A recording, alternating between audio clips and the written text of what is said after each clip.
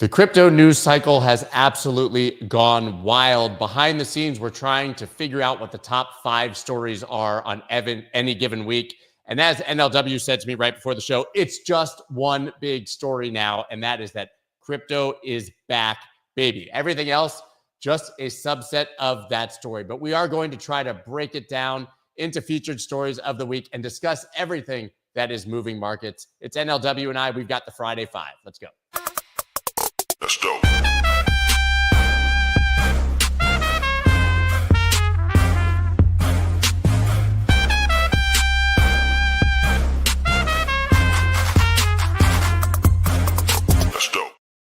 What is up, everybody? I'm Scott Melker, also known as the Wolf of Wall Streets. Before we get started, please subscribe to the channel, hit the like button. I don't even know how to break these down. Literally, our topic number one, massive crypto rally, plus Michael Saylor, MicroStrategy, plus ETFs, plus strategic Bitcoin reserve. That's one of our 5 topics. Yeah, exactly. I mean, listen, it was pretty easy to at least we could sort of bunch a bunch of things together to make them all fit. Yeah, so we start here officially with the Trump trade is still moving markets, but how long can it last? Of course, then price action. Bitcoin made it to 93. It dumped down into the 80s. It's all over. We're so back, baby. The emotional, volatile roller coaster that is crypto. Trump victory tipped to break logjam of exotic U.S. crypto ETF filings. We saw an H-bar filing this week. I don't know if you guys saw that. Bitwise files for multi-crypto ETF after Gary Gensler resignation hint. We didn't even add the fact that we had a Gary Gensler resignation hint. I mean, this is basically the story here is that all things Trump and future of crypto are happening very quickly, right? We're getting all the pro-crypto appointments as much as we could have imagined potentially into every key position. Most of them are Florida men, which I think is hilarious.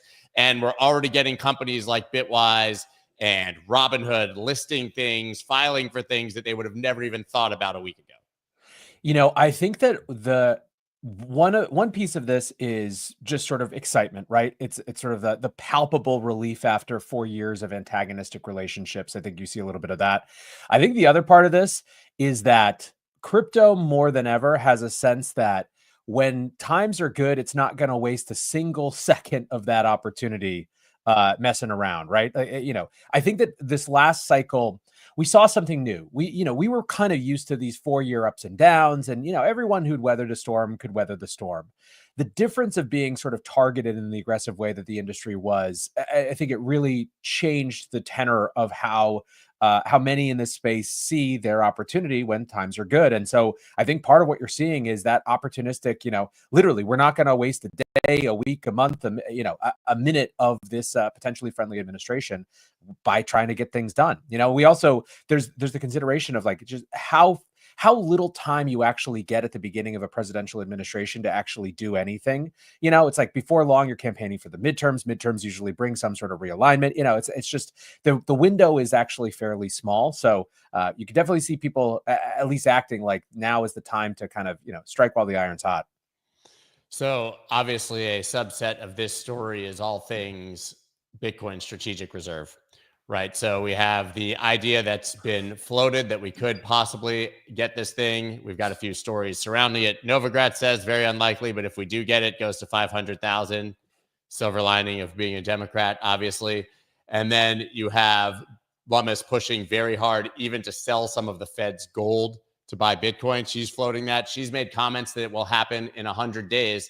And then just as sort of a honorable mention, Pennsylvania House introduces bill to implement a strategic Bitcoin reserve. And frankly, the budgets of these states and their cash reserves are larger than all countries in the world minus 10 or something. So these are actually really, really big. This would be bigger than a major country effectively taking Bitcoin into its reserve. Yeah, I think we talked about this last week too, and my feeling is still kind of the same. My sense is that Lummis is trying to define a version of this that can be compromised down to a version that still exists.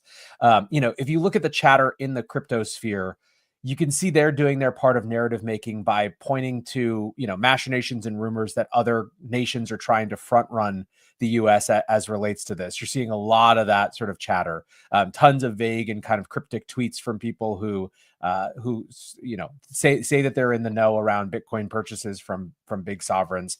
There's chatter about some Scandinavian countries. There's chatter about the Middle East, as always. I think we'll have to wait and see. The real question is, how much political will would this take, and where does it rank relative to all the other priorities? My sense is it ranks fairly low relative to all the other priorities, so it's got to be something that doesn't take a ton of political will. I don't know yet, because I'm not in Washington, and I think this would be an interesting question for people who are more sort of in the crypto lobby. I don't know what the real resistance would be to just keeping the Bitcoin that's been seized, that sort of version of a strategic Bitcoin reserve.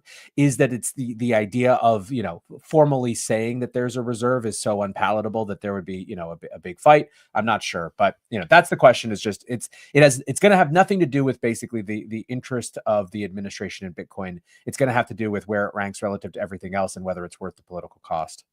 Yeah, political will, you could even sort of reframe as political capital or bargaining chips, right? Like how much of how many favors do you want to call in? How much of the capital, how many things do you want to trade for this? Yeah. But you've got a long 4 years ahead of you. Yeah, I am skeptical from where I'm sitting, but hopeful as well. And I think that let's put it this way: the fact that my skepticism comes from not a lack of interest from elected officials, but sheer sort of reality of how the sausage gets made and how many other things are on the agenda right now is telling of how far we've come. Yeah, I wouldn't be surprised if there's some small mention of it and it's just holding the Silk Road Bitcoin and it goes into some much larger bill as one of the sort of subsectors. Yep. I also wouldn't be surprised if what gets negotiated away is the naming of it as a strategic Bitcoin reserve, and but functionally it's the same thing, that they just hold on to it, because it seems to me like there's two potential fault lines. One is the anything around actually sort of purchasing new Bitcoin is one, but then the second is the validation that comes with naming, and that might be also on the compromising block. Well, there's a man who has a personal strategic Bitcoin reserve, and it's obviously this guy, which is sort of the final part of this story, I guess. MicroStrategy buys another 27,200 Bitcoin for $2 billion. Bitcoin profits sit at 11 billion. He's basically doubled up now on his Bitcoin investment, but he's also now out on the roadshow saying, remember that 42 billion I said I was going to raise, split into half, 21, not coincidentally.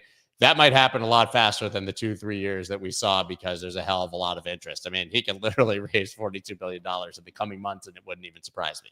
Yeah. I mean, I think one of the things that MicroStrategy does for everyone is there's always a temptation as the price goes up to feel like you missed the window, right? And usually it takes a while before you realize that you didn't miss the window. You feel like Bitcoin was expensive at 18,000 back in, October of 2016. And obviously look at where we are now. Sort of a long enough time horizon thing. Sailor out here, buying Bitcoin for 75,000 last Thursday and looking like a genius because it's $20,000 higher 3 days later. So, do as Sailor does is a pretty good investment strategy when it comes to Bitcoin. Now, sort of the second part of this Trump trade, or what's happening with the administration that could be pro-crypto, obviously, is his appointment, and none bigger than, of course, this dog.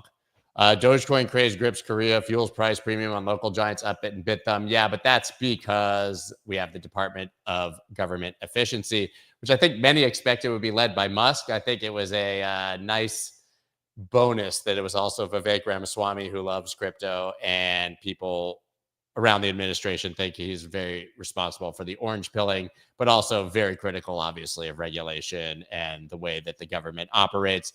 I don't know how much they can cut waste. I don't know how much it'll matter in the face of ballooning debt, but they literally called it Doge in a presidential memo, and the simulation is just firing on all cylinders right now. Yeah, I wanted to make sure something that I was informed of by a bunch of listeners is that some of the earliest indications some of the earliest use of that name actually came from Bitcoiners. So they may also be responsible for the name as well. But look, I think that so this story is really interesting because on the one hand, if the democratic narrative around this, if you watch, MSNBC or whatever, CNN, is every Republican administration forever has always wanted to cut waste. That's always been a campaign promise that never happens. Why didn't Trump do it in the first time? Blah, blah, blah, blah, blah. Right. Sort of, and hold aside the partisanship. There's a reasonable question, right? Certainly it is the case that the US government has proceeded towards, more debt, more bloated budgets, not fiscal restraint. And so, there's a reasonable skepticism, let's say, of this type of effort. The other reasonable skepticism is that this is an advisory body, right? This is ultimately, it appears, a thing that sort of sits outside the administration and lobs advice in. Now, of course, it's totally within the administration's purview of how it's going to listen to that advice. If Trump, tells the Office of the Management and Budget to do whatever they say, then they're going to do whatever he says. But again, another point of skepticism. What I think that the counterpoint for me is the fact that, one, it's just in general very unwise to bet against Elon. This is sort of a standard maxim. I think that Silicon Valley has grokked for some time now, and I think the rest of the world is starting to come to it. I mean, the guy decided to go all in on Trump, and he just planted up in Pennsylvania, and that was the strategy, and look how it worked. The other piece, though, that I think is particularly telling, maybe even more than the Elon piece, is Vivek had the opportunity to basically be sort of appointed to the Senate in Ohio, and decided to do this instead. And this is a man who is extraordinarily politically ambitious. I mean, he actually ran, he gave a no bullshit run for president, as part of that, as part of the early nomination season. And so the fact that he thinks that he's going to have a bigger mallet to wield from this thing, even though this thing is sort of undefined, as opposed to working from, within the Senate, is pretty interesting to me. So I don't know. Look, I think it's as everything with Elon is a Rorschach test usually of how you feel about Elon. But for people who don't get fully sucked into that, this is maybe the one thing in this administration where even I see some Dems and progressives being like, you know what, if they can actually do something interesting there, God bless. Let's see what happens. I never thought about the fact that this is almost like Vivek taking a pay cut to do the right thing, as opposed to take the biggest political position that he possibly could. He could have certainly angled for a huge, big name position in the cabinet and senator, obviously. So it seems that this is literally just what he wants to do. Yeah, I mean that's my, I think, of all the reasons to be less skeptical of this, that's the one that sort of stands out to me. What do you think that these other appointments likely mean for crypto, right? We have Lutnick being floated for Department of Treasury Secretary. I mean, imagine it being him instead of Janet Yellen, the guy who's out there saying that he loves Tether. I think the Treasury Secretary at this point, we win no matter what. It's either Lutnick or another investor who has been extremely vocal about his excitement about Trump's sort of shift into Bitcoin and crypto, and been articulate about how it's brought new investors who have been soured on the market post GFC in. So I think that the Wall Street seems to have more of a feeling about that or not. I think that they're a little bit less bullish on Lutnick compared to the alternatives, at least as of now. But I think that they're going to be happy with either of them relative to what's in power at the moment. And I mean, we're going to end up with obviously a pro crypto SEC chairman. I think that's 99% chance. I haven't seen anyone floated who would not be deemed as such. Thune, the new future Senate Majority Leader, has spoken pro crypto and believes that the CFTC should be getting more jurisdiction than the SEC over the asset class. RFK at Health and Human Services. There's not a single person I can find here who's being floated for any appointment that hasn't outwardly said they're pro Bitcoin or crypto. Yeah, I mean, listen, to some extent, the next question is how much the anti-crypto army chooses to use that to define their opposition to the Trump administration. Like, do they define how they're different? Is crypto an access issue, or do they focus on other things? My guess is, once again, when they're not in power, crypto is a much less useful thing to be against. So I would anticipate, in addition to seeing just sort of more pro leadership in these positions of power, I would expect that the opposition to care less about crypto because they have bigger fish to fry when it comes to their opposition. But yeah, I mean, Elizabeth Warren is now going to be effectively the ranking Democrat on the banking committee, which has people in hysterics, but I don't think it matters when you're the minority leader and nobody's got your back. So I would doubt there's an existence of an anti-crypto army at this point. yeah, if it is, it's an anti-crypto army of one. It's in Elizabeth Warren's kitchen table, her looking at her old campaign materials and, thinking fondly of what was. Did you see that video she made about the election, where she was basically sitting at her kitchen table or somewhere in her house and she was like, the world's not ending. I know you're all living in fear like me. I mean, just the extreme emotion and hyperbole and the world is ending sentiment that came from her. I'm still a big fan of the pendulum swings. The world never ends. Nobody actually leaves the country when their guy loses. It's all exaggeration, but man. I didn't see that. I will say that I've been sort of pleasantly surprised at how, there is, I think, and we're diverging a little bit into more politics than we normally do, but it's sort of, the wrap up of this period. There's been a little bit, there's been, I think, the expected, blame it on external factors sort of thing from the Democrats and progressives. However, I've seen more introspection than I would have assumed. I think exemplary of this is AOC found that a bunch of people in her district voted for her and for Trump.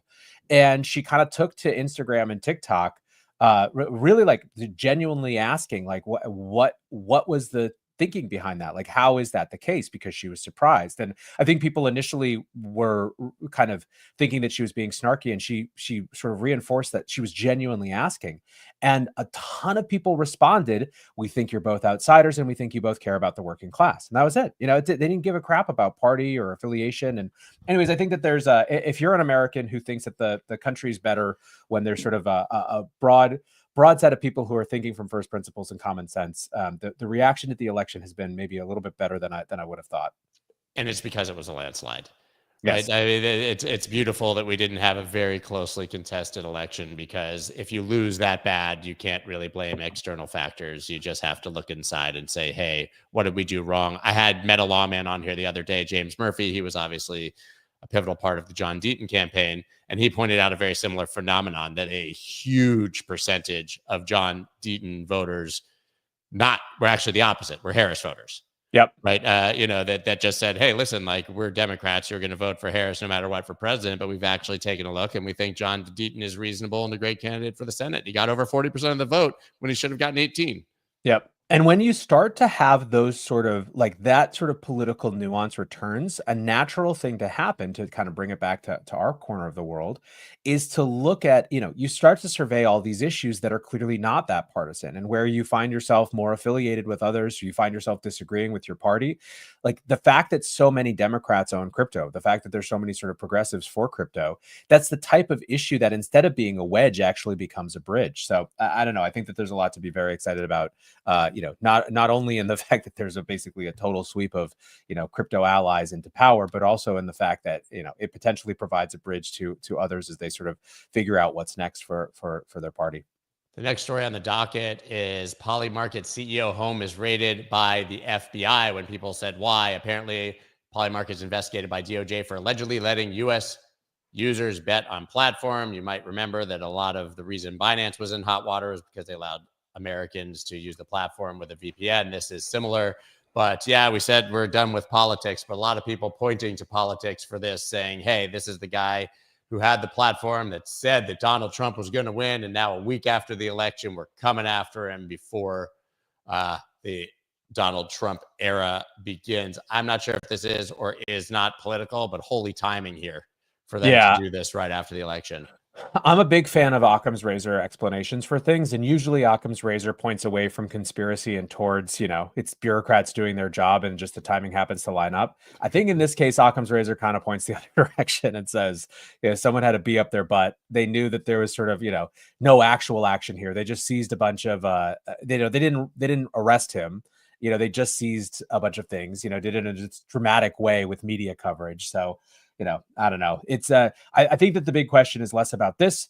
The legal issues of prediction markets are going to be fought in courts, right? Even when it comes to VPN, there's open legal questions around what it means to block VPNs and what you have to do and what does and doesn't constitute sort of a sufficiently robust strategy as relates to that. Again, all of those things are for courts. The bigger question here, I think, for us is, are we going to see a spate of these sort of vindictive last minute actions from this White House? My instinct is that from the White House itself, I would be surprised. I think it's a pretty sufficiently beaten and cowed institution at this point. I think Biden's just happy to be going home and getting some sleep. But I think that there are a lot of bureaucrats who have had a lot of leash over the last 4 years and who have been able to sort of be silent halls of power unto themselves, who still could exact some revenge. I was trying to find the tweet, but I don't have it in front of me. But absolutely hilarious response from Shane Copeland, the CEO of Polymarket. I think it's his last name. Copland, and he simply tweeted, "New phone, who dis?" After it happened, because they had taken his phone and his computer. Our industry has a great sense of humor, even in the face of a whole lot of drama. You gotta love it. Yeah, I think my favorite tweet was someone basically saying like, how, like, the FBI are total noobs. Like, if this goes anywhere, you're going to have Trump on here talking about how awesome Polymarket is in less 5 seconds. You're going to 10x their revenue. Yeah, this is only going to help them get more. All press is good press, as they say, right? Oh. We're out of order here. So this was kind of another political story, is that we have this rumor that I've not seen vetted as fact yet, that President Trump wants to eliminate all capital gains taxes on cryptocurrencies issued by U.S. companies. Quietly, if this is true, is the biggest story ever. I mean, saying, hey, everybody who ever issued a crypto can come back to the United States, start an actual company, and we're going to have no taxes on anything that happens with it. Oh, and by the way, if you want to just form a legal company here and launch a token, have at it. No capital gains taxes. Is there anything that would ever be more bullish for the crypto side of the crypto industry? No, I mean, look, this is the next thing to look for, is whether the U.S. the regulatory sphere can actually get it together to allow these tokens to operate in the full spectrum of what they do.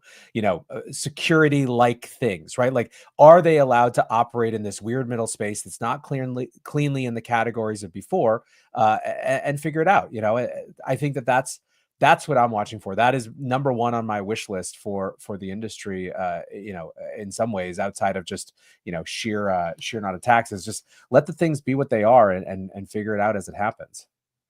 I mean, but the incentive for all of these Americans who have left, for foreigners to come to America to incorporate, and for you and I to just launch Friday 5 token with no fear of Gary Gensler, the implications of that to me are just absolutely astounding.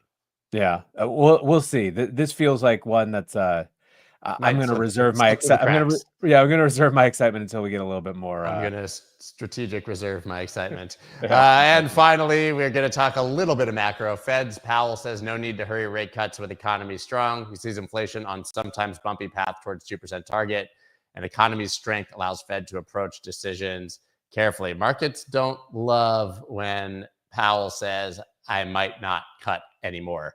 And the nuance here is that CPI and PPI were actually up for the first time in a very long time, and 10-year yields are booming, even though we've cut 75 bips. So there's some complexity here. The market conditions are so well suited to Powell's style of running this policy right now. And what I mean by that is that Powell is like conservative in the truest sense of the word, in that he doesn't want to move too fast on things, right? He wants to be data driven. He wants to see, like, he'd rather be a little bit behind than a little bit ahead. Now, of course, he was way behind on inflation that caused a huge part of the problems that we then experienced.